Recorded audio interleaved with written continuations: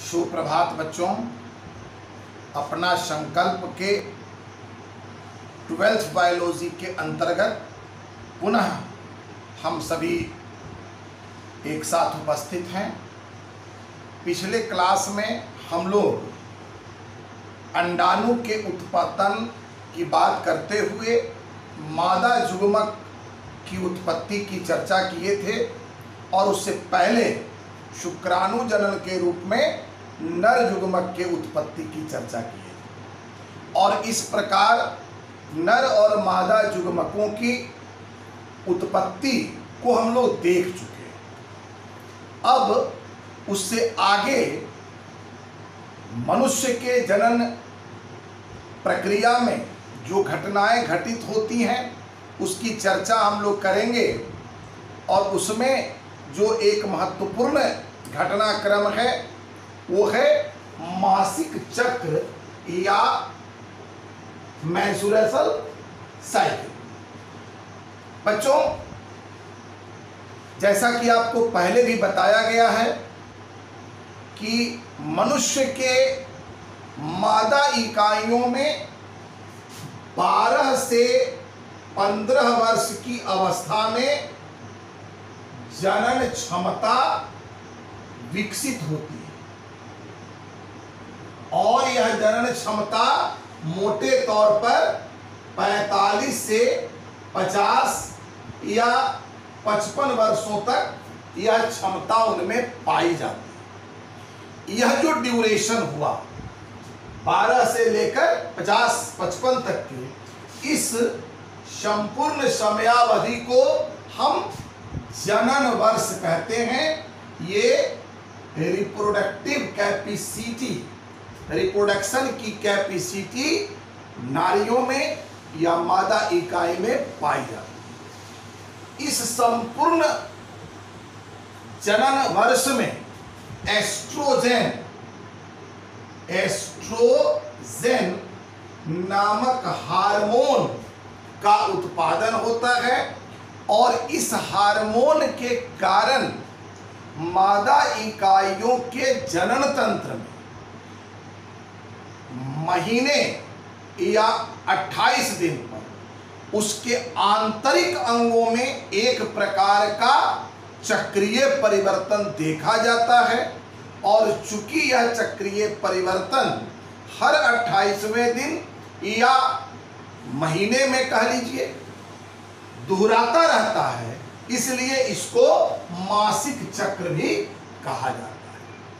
होता क्या है, जैसा कि आपको युग्मक जनन के मादा युग्मक के उत्पादन के संदर्भ में मैं बताया था कि अल्टरनेट रूप से, एकांतरण रूप से अंडाशय से अंडाणु की उत्पत्ति या मादा युग्मक का उत्पादन होता है और वे फैलोपियन नलिका में पहुंच जाते हैं। इस फैलोपियन नलिका में पहुंचने के पश्चात वहां उनकी दो सदगति होती है। यदि उनको नर युग्मक मिल गया तब तो निषेचन हो जाए और निषेचन होने के बाद गर्भ की स्थिति शुरू होगी, जो दूसरी बात। लेकिन हर अंडोत्सर्ग के बाद या यूं कहें, आप देख सकते हैं कि ये 12 से 15 वर्ष की आयु में ये आरंभ होती है, जबकि हमारे देश में संवैधानिक विवाह का उम्र 18 वर्ष है लड़कियों के लिए। आमतौर पर विवाह 20 वर्ष के बाद होते हैं।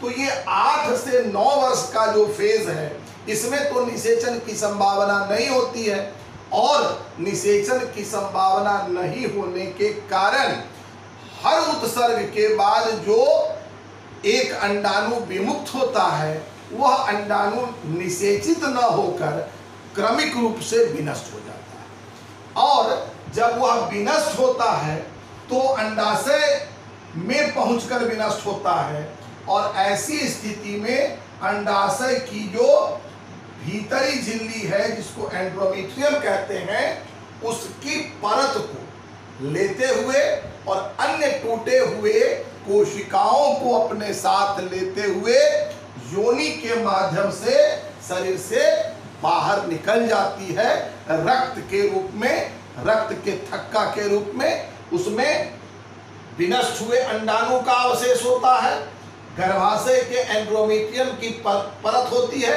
और भी अन्य टूटे हुए कोशिकाएं होती हैं और वे सभी संयुक्त रूप से रक्त के रूप में योनि के माध्यम से शरीर से बाहर हो जाती है। इस घटना को मासिक चक्र कहा जाता है और यह घटना हर बार 28वें दिन पर दोहराती है और यह रक्तस्राव का यह जो क्रिया है 2 से 3 दिनों तक चलती है और इसके हर 14वें दिन अंडाणु उत्पन्न होता है और अंडाणु 14वें दिन उत्पन्न होकर विनष्ट होते हुए शरीर से बाहर निकलने में 14 दिन का समय और लेता है। मतलब 28 दिन का यह ड्यूरेशन एक चक्र पूरा करने में इसको लगता है। अगर हम इसको भाषा के रूप में लिखना चाहें तो इसको स्लाइड के माध्यम से आप देख सकते हैं। मनुष्य के मादा इकाइयों में 12 से 15 वर्ष की अवस्था से लेकर 45 से 50-55 वर्ष की आयु तक जनन क्षमता पाई जाती है और इस समयावधि को जनन वर्ष कहा जाता है। नारी के संपूर्ण जनन वर्षों में एस्ट्रोजन नामक हार्मोन स्रावित होता है, जिसके कारण इस समयावधि में नारी के आंतरिक जननांगों में नियमित रूप से कुछ चक्रीय परिवर्तन होते हैं। परिवर्तन की यह प्रक्रिया 28 दिनों तक चलती है और अगले 28 दिन पर इसकी पुनरावृत्ति होती है। चक्रीय परिवर्तन के अंतर्गत प्रत्येक 28वें दिन अनिषेचित अंडाणु विनष्ट होकर गर्भाशय के भीतरी दीवार, एंड्रोमेट्रियम की आंतरिक झिल्ली और अन्य टूटी कोशिकाएं योनि के माध्यम से रजोधर्म या मासिक स्राव के रूप में शरीर से बाहर निकल आती हैं। इस घटना को मासिक चक्र कहा जाता है। मासिक चक्र के 14वें दिन अंडाशय से एक परिपक्व अंडाणु निर्मुक्त होती है, जिसे अंडोत्सर्ग कहा जाता है। इस अंडाणु का संयोजन नर युग्मक या शुक्राणु से होने की स्थिति में निषेचन होता है और संयोजन से वंचित होने के कारण अंडाणु का क्रमिक विघटन शुरू हो जाता है और उपरोक्त मासिक चक्र की प्रक्रिया चलती रहती है। इस प्रकार हम लोग महसूस कर सकते हैं कि वह समयावधि, वह टाइम पीरियड जितने दिनों तक नर युग्मक और मादा युग्मक का संलयन, इस घटना को पहले भी हम लोग पढ़ चुके हैं प्लांट में, नर युग्मक और मादा युग्मक का आपस में मिलना निषेचन। अगर निषेचन नहीं हुई तो अनिषेचित अंडाणु इसी क्रम में हर 28वें दिन पर यह घटना दोहराती रहती है और हर महीने एक अंडाणु का उत्पादन होते रहता है, वो विनष्ट होती रहती है। ये एक सदगति थी अंडाणु की।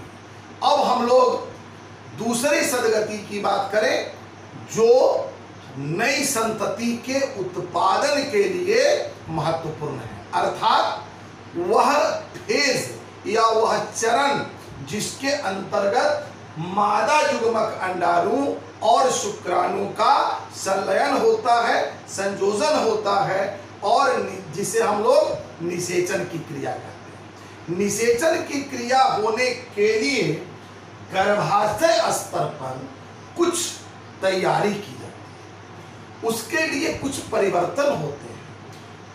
मतलब निषेचन की क्रिया होगी ऐसी स्थिति के लिए गर्भाशय पहले से तैयार होती है और उस तैयारी को हम लोग देखेंगे।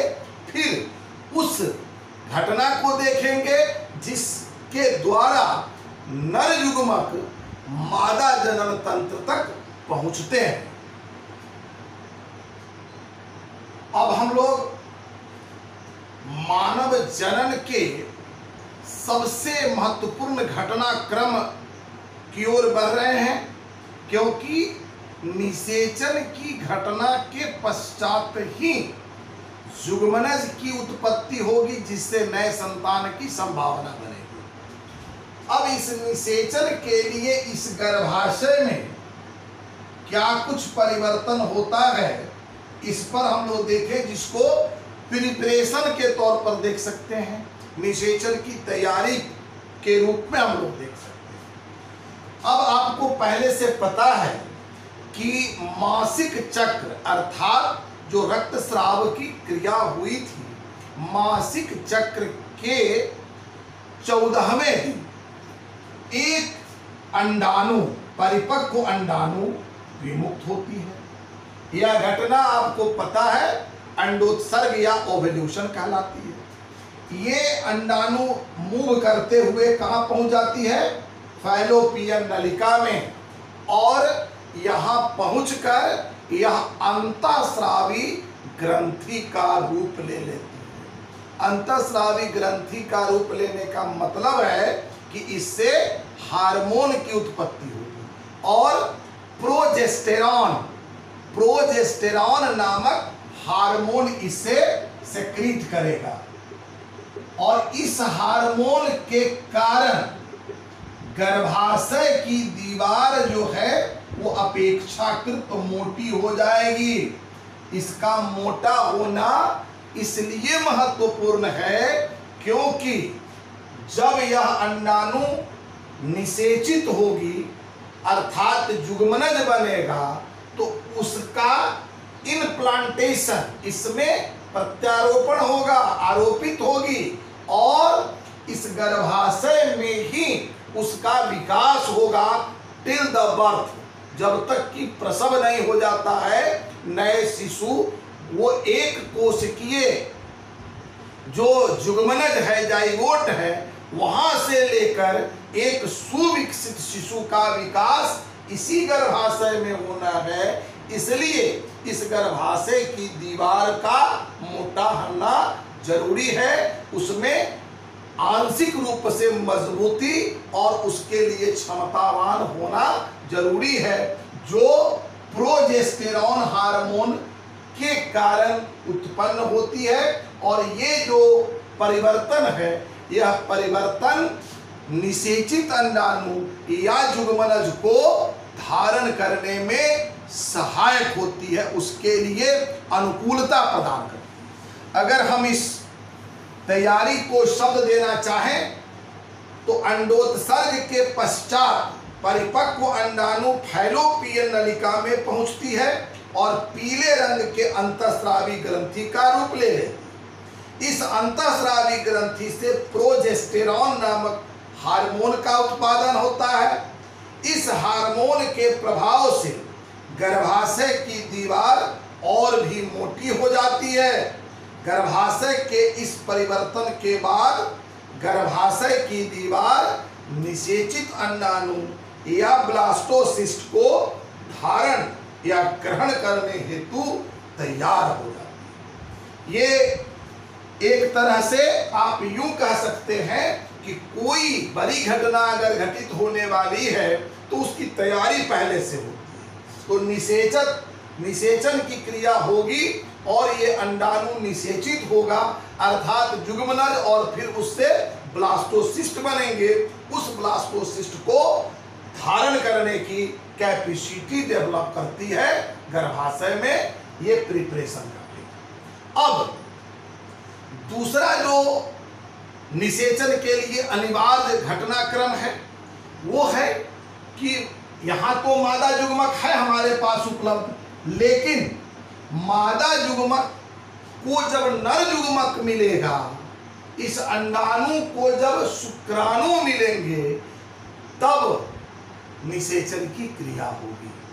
और यह निषेचन की क्रिया के लिए नर जुग्मक या शुक्राणु अंडाणु को कैसे मिलेंगे, यह एक महत्वपूर्ण घटनाक्रम है जिसे हम लोग मैथुन या सहवास कहते हैं। मैथुन या सहवास मानव जनन का वह टाइम पीरियड है जब नर इकाई और मादा इकाई जनन के उद्देश्य से एक दूसरे के शारीरिक संपर्क में आते हैं। और मैथुन क्रिया के क्रम में नर जनन तंत्र में आपने देखा था बाह्य जनन अंग या शिश्न पेनिस, तो इस शिश्न जो नर जनन अंग का बाह्य जनन अंग है वह इस योनि के माध्यम से मादा जनन अंग में प्रविष्ट करती है और अपने वीर्य का, आपको बताया था मैं कि शुक्राणु या नर युग्मक जो है वो प्रोस्टेट द्रव्य वगैरह को धारण करके क्या बनाती है, वीर्य की रचना करती है। तो इस योनि के माध्यम से शिश्न जो है मादा जनन अंग में प्रवेश करके वीर्य का स्खलन करती है। एक स्खलन में 3 से 4 मिलीलीटर ml वीर्य का स्खलन होता है, जिसमें बड़ी संख्या में लगभग 80 से 100 मिलियन शुक्राणु होते हैं। अब ये शुक्राणु वीर्य यहां पहुंचा, शिश्न के माध्यम से पहुंचा, यह घटनाक्रम मैथुन या सहवास कहलाए। अब नर इकाई अलग, अब ये शुक्राणु जो बड़ी संख्या में है और यहाँ संसार के सबसे बड़े प्रतियोगिता देखे जाते हैं। आप कंपटीशन की बात सुने होंगे और भीड़ की बात सुने होंगे। आप गौर करें, हमारा और आपका जन्म ही बहुत बड़ी प्रतियोगिता का परिणाम है। ये जो 3 से 5 ml वीर्य का स्खलन एक बार में होता है और उसमें 80 से 100 मिलियन शुक्राणु होते हैं, उसमें से केवल और एक, उन सभी शुक्राणुओं में से केवल एक शुक्राणु, बहुत सारे शुक्राणु मूव करते हैं फैलोपियन नलिका की ओर, बहुत सारे शुक्राणु मूव करेंगे फैलोपियन नलिका की ओर, लेकिन केवल और केवल एक शुक्राणु जो नर युग्मक है वह इस अंडाणु के साथ संलयित होगी, अर्थात उसके साथ मिल पाएगी, उसके साथ उनका संयुग्मन होगा अर्थात निषेचन होगा, और बाकी के सारे शुक्राणु क्रमशः निष्क्रिय हो जाएंगे, पैसिव हो जाएंगे। अगले क्लास में हम लोग जब मिलेंगे तो चर्चा करेंगे कि कोई शुक्राणु या नर युग्मक किस प्रकार किसी अंडाणु से संलयित होती है, अर्थात हाउ फर्टिलाइजेशन डन, कैसे संपन्न होता है फर्टिलाइजेशन, और उसके आगे की घटना पर चर्चा अगले क्लास में करेंगे। आप इस को भाषा के रूप में अगर देखना चाहें तो आप लिख सकते हैं कि जनन की क्रिया के उद्देश्य से जब नर और मादा इकाई एक दूसरे के संपर्क में आने की क्रिया करते हैं तो यह मैथुन या सहवास कहलाती है। मैथुन क्रिया में नर के बाह्य जनन अंग शिश्न मादा के योनि के माध्यम से मादा जनन तंत्र में प्रविष्ट होती है और वीर्य का स्खलन करती है। एक स्खलन में 3 से 4 ml वीर्य स्खलित होते हैं, जिसमें 80 से 100 मिलियन शुक्राणु मौजूद होते हैं। अब इन सभी शुक्राणुओं में एक शुक्राणु अंडाणु से मिलेगा जो निषेचन कहलाएगा। अगले क्लास में हम लोग निषेचन और उसकी बाद की घटनाओं को देखेंगे।